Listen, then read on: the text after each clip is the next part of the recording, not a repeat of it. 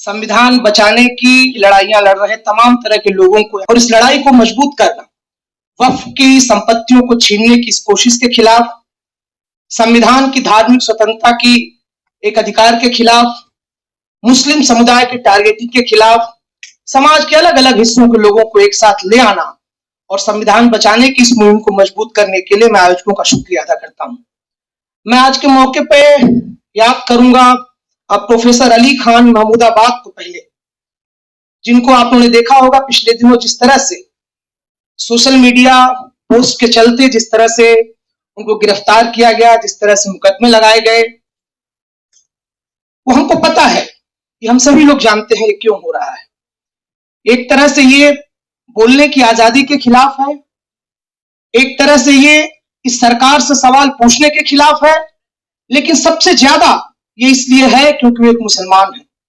हमने देखा तमाम मुस्लिम आवाजों को पिछले दौर में जिस तरह से खामोश करने की कोशिश हुई है, फर्जी मुकदमों के द्वारा, जेलों के द्वारा। बहुत सारे साथी नीतीश बोल रहे थे, हमारी यूनिवर्सिटीज में पढ़ने वाले तमाम समाज के अलग अलग हिस्सों में अधिकारों की लड़ाई को लड़ने वाले मुस्लिम आवाजों को जिस तरह से आज जेलों में डाला गया है, उसके तमाम उदाहरण हम लोगों के सामने उठ करके सामने आए हैं।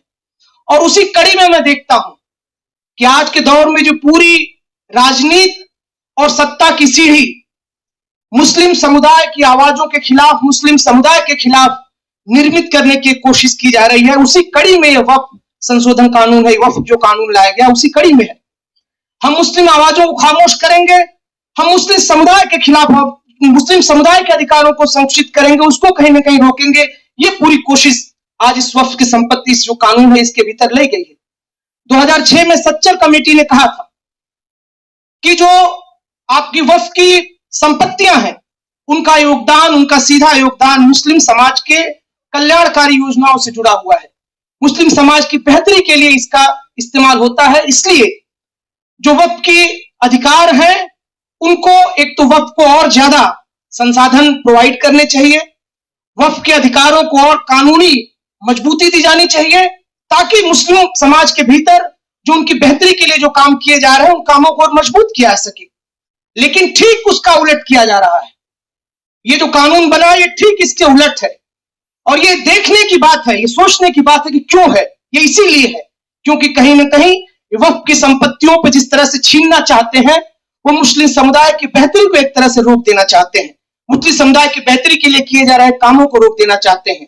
लेकिन ये हम सभी लोग जानते हैं कि ये संविधान के ऊपर जो हमला है, ये धार्मिक आजादी के ऊपर जिस तरह से हमला है, मुस्लिम समुदाय के ऊपर जिस तरह से हमला है, उसको बचाने के लिए जो लड़ाई लड़ी जाएगी, ये दुख की बात होगी हिंदुस्तान के भीतर अगर इस लड़ाई को केवल मुसलमान को लड़ना पड़ेगा। जो लोग भी इस देश के भीतर संविधान का राज चाहते हैं, जो लोग भी इस देश के भीतर अधिकारों की आवाज को उठाना चाहते हैं, जो लोग भी इस देश के भीतर एक न्यायपूर्ण व्यवस्था चाहते हैं, उन सभी लोगों को एकजुट होकर के इस लड़ाई में साथ आना पड़ेगा। इस संशोधन के खिलाफ, इस बिल के खिलाफ आवाज उठानी पड़ेगी।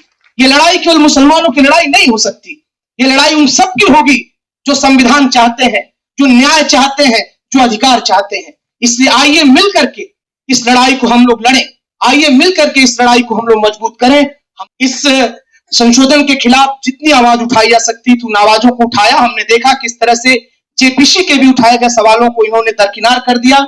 हमारी पार्टी इसके खिलाफ बिहार के भीतर जो मुहिम चल रही है, सड़कों की जो मुहिम चल रही है, उस मुहिम को बहुत मजबूती से आगे बढ़ा रही है।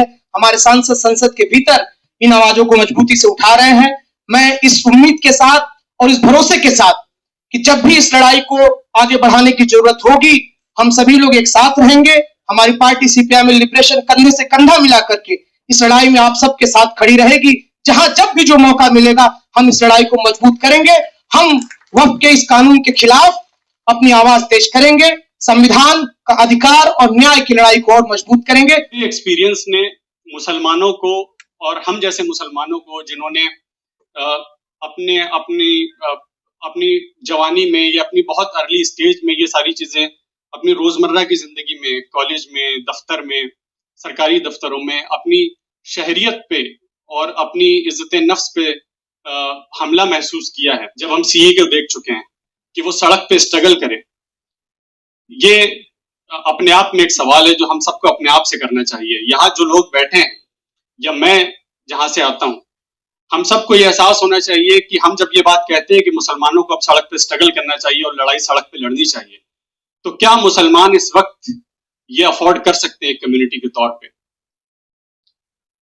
कहा यह जाता था कि इदारे बनाइए, जब इदारों पे हमला होता था कहा यह जाता था कि लिटरेसी रेट बढ़ाइए, सच्चर कमेटी की रिपोर्ट है, तो इदारे बनाए।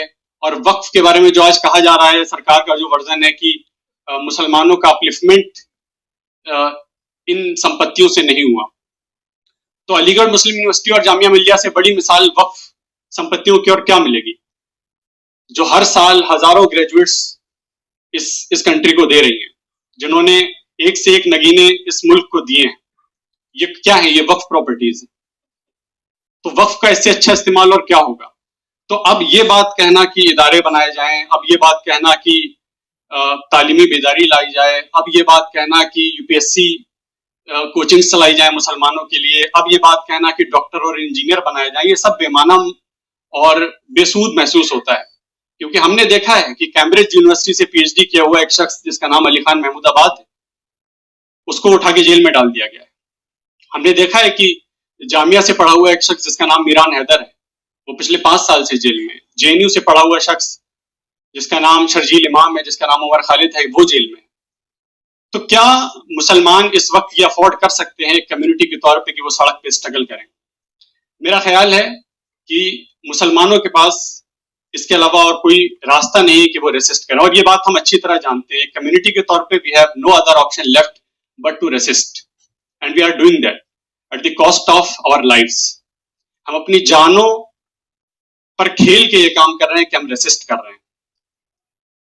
लेकिन सवाल सिर्फ इतना नहीं है कि ये मुसलमान क्या करेंगे, सवाल तो उनसे भी होगा जो अपने आप में सेकुलर होने का दावा करते हैं या अपने आप को संविधान के रक्षक बताते हैं, या जिन्होंने पूरी अपनी पॉलिटिक्स इसी कॉन्स्टिट्यूशनलिज्म के नाम पे जो है पूरी पॉलिटिक्स खड़ी की है, कि वो किस पाले में खड़े होंगे।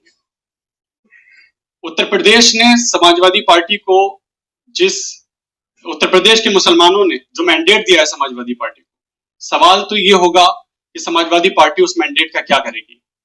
सवाल ये होगा कि कांग्रेस उस मैंडेट का क्या करेगी। मुसलमान, जैसा कि मैंने कहा, we have no other option but to resist. मुसलमान आपके लिए सड़क पे खड़ा है, मुसलमान आपके लिए यूनिवर्सिटीज में खड़ा है, मुसलमान जंतर मंतर पे भी खड़ा है, और मुसलमान हर उस जगह खड़ा है जहां रेसिस्ट करने की जरूरत है। बट मैं ये सवाल इस हाउस के सामने छोड़ के जाना चाहता हूं कि हम जो सेकुलरिज्म का दावा कर रहे हैं, हम जो अपोजिशन में हैं, हम वो डेडलॉक कब तोड़ेंगे, और खास तौर से उत्तर प्रदेश का डेडलॉक कब टूटेगा। जिन्होंने आज के वक्त में इस कॉन्स्टिट्यूशनलिज्म को, जिन मुसलमानों ने बचा के रखा है उत्तर प्रदेश में और अपना सब कुछ दे दिया है, CSDS का डेटा ये बताता है, वो डेडलॉक कब टूटेगा। ये सवालात मैं कुछ हाउस के सामने छोड़ के जाना चाहता हूँ। बहुत शुक्रिया।